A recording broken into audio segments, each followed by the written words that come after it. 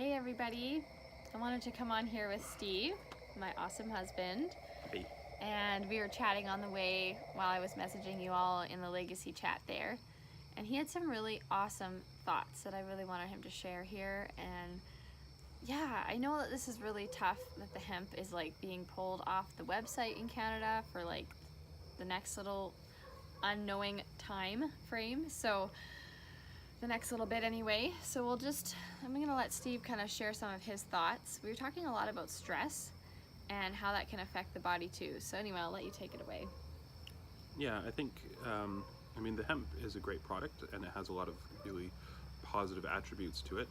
But very similar to what Jake had mentioned in his call, that it's always good when you're in business to diversify as much as possible, to not base your entire business off of one thing. So, if anything, this is a good wake-up call to help you to remember that one product can't do everything for you, or it shouldn't, I should say. And so, it definitely hits us a little bit hard.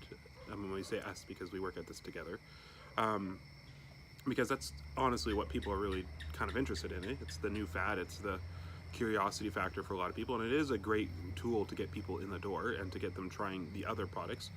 But as frustrating as it might be with the issues with Canada, and I think it's important to point out some of the key words that Jake used, is that they are just unclear communication, and they're actually doing the responsible thing and pulling it just so that they can, for your customers' benefit, so that they're not making orders for products that Q can't promise exactly when they're going to be there. And so I don't like, they're not pulling it because like they're thinking, oh well, it's just not going to be available in Canada anymore. I never heard any of that language in his message at all. I think what they are actually doing is daily working with the Canadian government to get clarity, so that they can at least provide, like, I think as soon as they can provide that guarantee, as like, it's, even if it's going to take like say 6 weeks or something like that, like if they can guarantee that it'll like reliably take 6 weeks, I mean they would probably release it back into the store again. They just have to know, because if they can't sell something to one of your customers, because when you buy something you expect to get it like within a reasonable time frame, and if they can't tell you what that reasonable time frame is, then they can't legitimately sell you that. And then also, they're going to have a higher rate of returns, because again, like, if they can't communicate what that reasonable time frame is, it's different for everybody. So if you've ordered your product and then within a month you haven't received it, well, that's for most people going to be grounds to get a refund. And then if they've already paid your rank bonus and stuff like that off of that, then that puts the company out of a hard position in that regard. So I get it, I understand why they're doing it, and I think in some ways, although frustrating, it is a really positive business move, and I think it shows that they are really ahead of the track, not just being reactionary, but rather being proactive to the customers. But with that being said, though, too, that got Hatish and I talking just on the other products that are available, which is the Q Core, Q Max, and Now going to be called the Q Max Complete or something like that. I can't even remember what he said. Yeah. And I think it's really important to understand, like, I know for us, like, Tisha's like, oh man, like, you gotta, just coming so close, and timing is really hard on this one. I think that's probably one of the harder things. Yeah. Granted, Q can't control exactly when this all happens, but like, it's, you think like, oh, I don't know if I can get, enough orders to rank or something like that.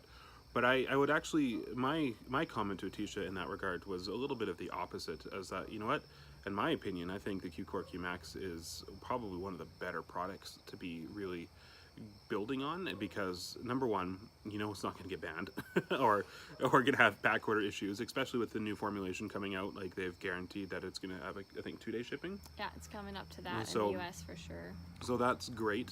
Even within Canada, like, it's not going to be that much longer, I don't think. Nothing in there is, and I think they've actually been formulating it to take some of the hemp stuff, so that it doesn't have any issues with the border stuff. But anyway, it's a fantastic product, and I think it really touches on the point of stress and mental health and stuff like that, which really affects everybody. And you think of it, and you think of anxiety, you think of depression, or you think of other things like that, and I think automatically people tend to go to, like, perhaps people with mental health, and that's definitely true. But realistically, we all need it. It's not just people with mental health. It's really anybody that deals and manages with stress, which, I mean, Our own story. It The- really got us talking about our own situation about Yeah. 5 years ago. yeah, and that's really true.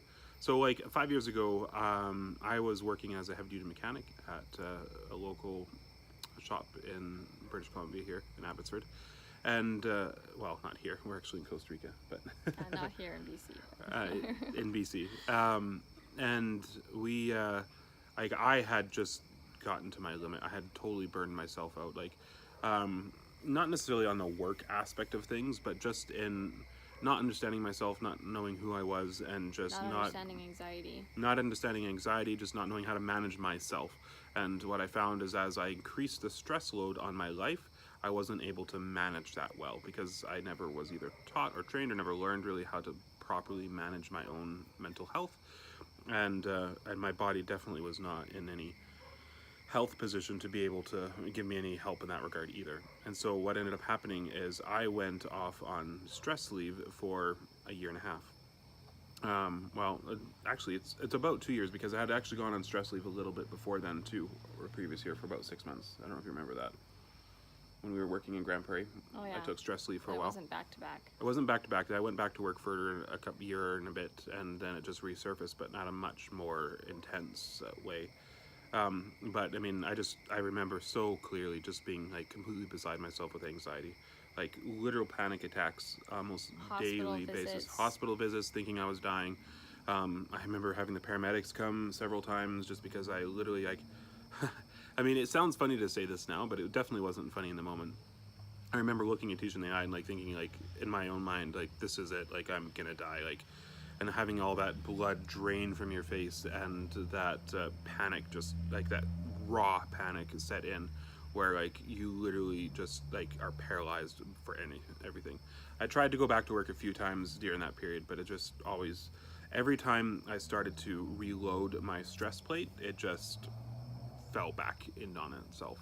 And you know, over that course of that year and a half though, what really changed for me was a couple of different things. Like I think it's kind of a 2 to 3 fold approach. First approach obviously is time management and knowing yourself.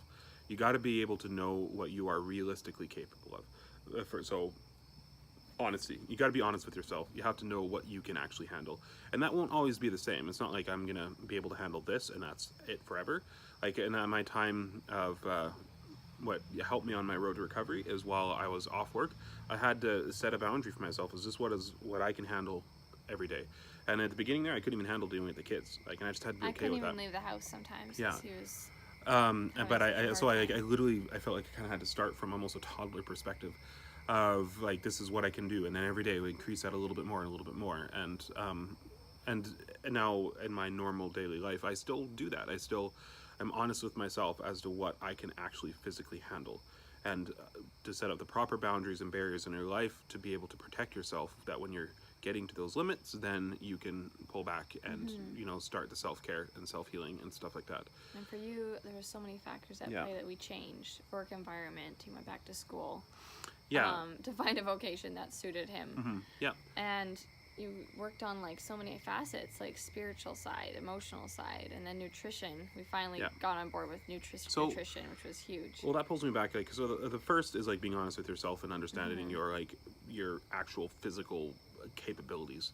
The second thing is obviously just controlling your own, like, it kind of ties in with that, is controlling your own time management and things like that. Being able to like put up those boundaries when you're able to. And the third thing is putting in your body, giving your body the right tools it needs to meet the task at hand. So I mean, I have a bit of a mechanic background, so my brain always goes to mechanic analogies. So if you don't get this, maybe Natish will try and explain it a different way. But like if you have a race car and you want it to be at like a high performance race car, they run their engines at 100% all the time, getting the most out of they're like, it's a constant battle to always get an extra horsepower or an extra bit of power out of it. And so they in order to do that, they have to give it the best parts, and they have to give it the best oil, the best gas. Like, they have to give it, the body or the engine, everything it needs to operate at 100%. If you're to just put regular gas in a race car and expect it to win a race, it'll never happen. Like, it'll blow up. It literally cannot run on that. And that's kind of a similar thing with our bodies. As we load stress onto our bodies, like, it requires our bodies to react and to produce more. And if we're not giving our body what it needs to survive and to meet that challenge, you're going to just break down. Like, and that's a thing I think I really want to stress in all of this. When you're talking about, promoting the Q Core, Q Max, or what is it called? Yeah, Q Core Complete. The Q Core Complete. It's about something that everybody deals with. Stress is a part of everybody's life, and it's not a matter of if stress is going to give you a problem, it's when it's going to give you a problem. Like, I noticed, and I've learned through my own experiences, that your body gives you pretty good warning signs before major damages start to happen. Yeah. Anxiety is probably one of the biggest ones, is that lack of performance, high anxiety, or increasing anxiety, I should say. Like, those are warning signs of saying, hey, something's wrong. Like, we need to start dealing with this. And then you can start evaluating yourself. I think nutrition is probably one of the things that is a big deal for everybody in our culture. We just generally don't eat what we should. And when that's where the Q Core Q Max can really help fill that gap. It brings on the table all the proper nutrients and supplements that you need to be able to appropriately handle the situation. Now, is it going to completely relieve and help you get over your stress on its own? No, absolutely not. You need to include the other things, but it helps you take care of that part of it. And in regards to the pricing aspect of it, if you're afraid that $180 a month is too much to pay for supplements, then my argument to that is being off work for a year and a half is way more expensive. Not only does it cost you in loss of wages and doctors visits and counseling and all this other kind of stuff, it cost me tremendously in just lost time, like lost development time with my work, lost development time. I mean, I made the best of it. I went back to school, like, and it actually just completely shifted the course of my life. And so in that regard, like, I kind of made lemonade out of lemons, if you want to say that. And you definitely can do that too, or you can help coach those on your team to do that as well. But at the same time, like, you have to be honest and you have to understand that everybody's going to deal with it. Everybody's going to have challenges with stress, and the $180 a month is like a fantastic insurance policy. It doesn't guarantee you're not going to get have that stress affect you in negative ways, but it gives you that edge up. It helps you. It's running that premium fuel. It's running that top of the line parts in your body, and it helps you give yourself the tools that you need to complete it. As a mechanic, showing up on a job, like, the number one thing you have to do is you have to have the right tools. If you don't have the right tools, don't bother showing up. That's kind of the attitude that people have in the shop, right? That's why you spend a ton of money up front buying tools, even though you may not know how to use them all. But you have to have the tools in order to get the job done. Same thing with stress. Like, if you're going to manage and deal with stress, you have to have the right tools. Otherwise, don't bother showing up, because, like, you're not going to have success on it. And we want to coach people and we want to help people find success. That's really what it's about. So, and then to help people get free product on, like, absolutely. The best. So, I mean, that's another thing too. Like, okay, so you can help them with their nutritional aspects of it through your coaching and through your connection points with your messenger. You can help them on the emotional aspect of it, and through the financial, if they're interested in, once they're healthy enough, they can move into like a more of a business aspect, or even just getting a couple friends as a customer to get Care and Share qualified. Then you can help them on the financial aspect of it. Then that $180 is not such a big deal anymore. And that's kind of the attitude that we kind of need to take in all this. Like, I mean, it stinks that hemp is not necessarily available at the moment. I personally think, I hope too that it's a temporary thing. I don't think this is going to be permanent. Like Jake said, hemp is here to stay. It's just there is going to be a lot of bumps in the road like this, while the authorities and governing agencies learn the same thing that you guys had to learn when you came in. What is hemp? What does it do? Because I think I can guarantee you, some guy at Canada Post or at the government is like, well, hemp, that's marijuana. That's a regulated substance. I'm going to hold all this stuff until I find out more. And so, like, and they gotta go talk to their people. Well, and that's like Jake said. Yes, we've talked to the right person at the CBS or at the Canadian Border Services, but then all of a sudden, so they're good to go. But then it gets held up at Canada Post. Well, then you got to talk to Canada Post, but they have a different opinion than the government, and that has a different opinion. And I could just, the messages are getting crossed, and especially with Canada now having that full-on legality, Canada's really fighting to make sure that we're not infringing on their their product, right? Their product is the marijuana. Like, they are legally selling marijuana to make profit off of it and to have yeah, that's a control good over a point. controlled substance, right? Like, it's like tobacco. If we were selling tobacco oil, the government would have an issue with that, right? I mean, it still happens that tobacco doesn't have an oil right now, and that's not an issue. But like, there's a lot of education that needs to happen in the marketplace with hemp and marijuana and CBD and all this kind of stuff. With that being said, when it does come back in stock, which I believe it will, I think it's really good to differentiate ourselves and not to market it as a CBD oil at all. Yeah. Even though, you know, technically it does have like a CBD, has the product of it, or has the Has CBD in it. has CBD in it. Like, I wouldn't even say that. I would just say, you know what, it has the same benefits of CBD oil, but it's hemp.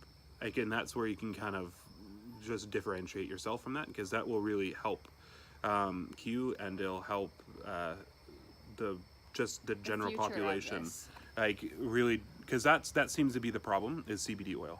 CBD is a very unregulated industry, and there are many, like, a lot of the CBD oils that are out there right now are infringing on the marijuana spectrum, and that's why a lot of these CBD companies are just getting completely shut down, because they are selling a controlled product that Uncontrolled. well, no, it's a controlled product by the government. Oh, yes, I see. In an uncontrolled fashion. Yes. That's why the government's saying, nope, you can't do that.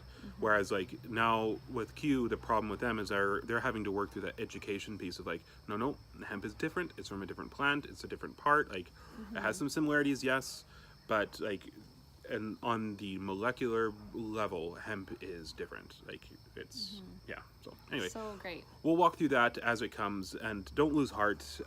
Also, that's another thing. Don't have a reactionary experience to this. The people that last the longest in business are the people that can just kind of steady and easygoing, right? Weather the storms. The water will rise above them and it will go below them many times, but you just gotta stay the course. Don't let things rile you up and get you excited, but rather just keep true, set your sails, and power through the storm, because it will come to an end. Yes. And if you can now, in the meantime, really work on building the business of the Q Core Q Max, honestly, in my opinion, there's never been an easier product to sell. Never been, like, everybody needs it, whether they like it or not. And if you know what, like, even the people on low income, what do? They go to Walmart to buy Centrum Plus. Like, everybody knows they need to be taking a daily multivitamin. Like, it's not like an industry where you're fighting against, you know, perceptions and stuff like that. Like, the conversation is open. So it's a great door in, and you know what, having those right tools and understanding, like, the cost of not taking care of yourself is a great way to offset the cost of the products. And also, I mean, everybody deals with it. So We're so excited to move forward, you guys. It's gonna, the future is looking bright, and I'm gonna be in Salt Lake City in a few weeks, and really excited to see what's gonna be happening there. Absolutely. We'll be in touch with you guys. Sounds good.